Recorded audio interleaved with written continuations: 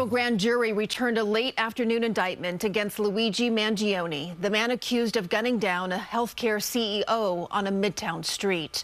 Earlier this month, Attorney General Pam Bondi said the government will seek the death penalty in this case. Lori Bordonaro sorts out the new filing and what's next. The 4-count federal indictment coming down late Thursday, charging Luigi Mangione with 2 counts of stalking, a firearms offense, and murder through the use of a firearm. That last charge making the 26-year-old alleged killer eligible for the death penalty if convicted. According to the indictment, Mangione had a reckless disregard for human life when he stalked, then gunned down UnitedHealthcare CEO Brian Thompson outside the Hilton Hotel in Midtown last December. We're a long way off from actually getting the death penalty, right? He has to be tried in the federal system, he has to be convicted of the crime, and then he has to be found death penalty eligible. Legal expert Richard Schoenstein says this case is in uncharted territory.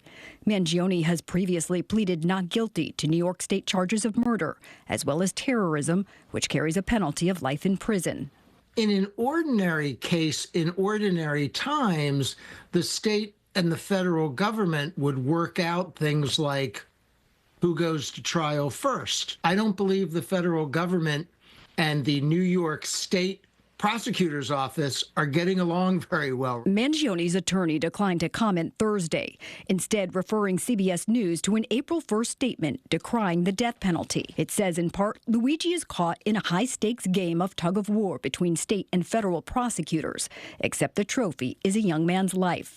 If there was ever a death case, this is one. Attorney General Pam Bondi on Fox News April 6th defending the punishment, despite saying she received death threats herself from Mangione supporters in this high-profile case. The president's directive was very clear. We are to seek the death penalty when possible. Luigi Mangione's attorneys say they are prepared to fight federal charges as well as New York State charges and Pennsylvania charges where he was taken into custody. He is expected to be arraigned on the federal indictment soon. Lori Bordonaro, CBS News, New York. We, of course, will continue to closely monitor the legal case and when Mangione will head back to court. You can also find all of our reporting since this shooting in December on CBSNewYork.com.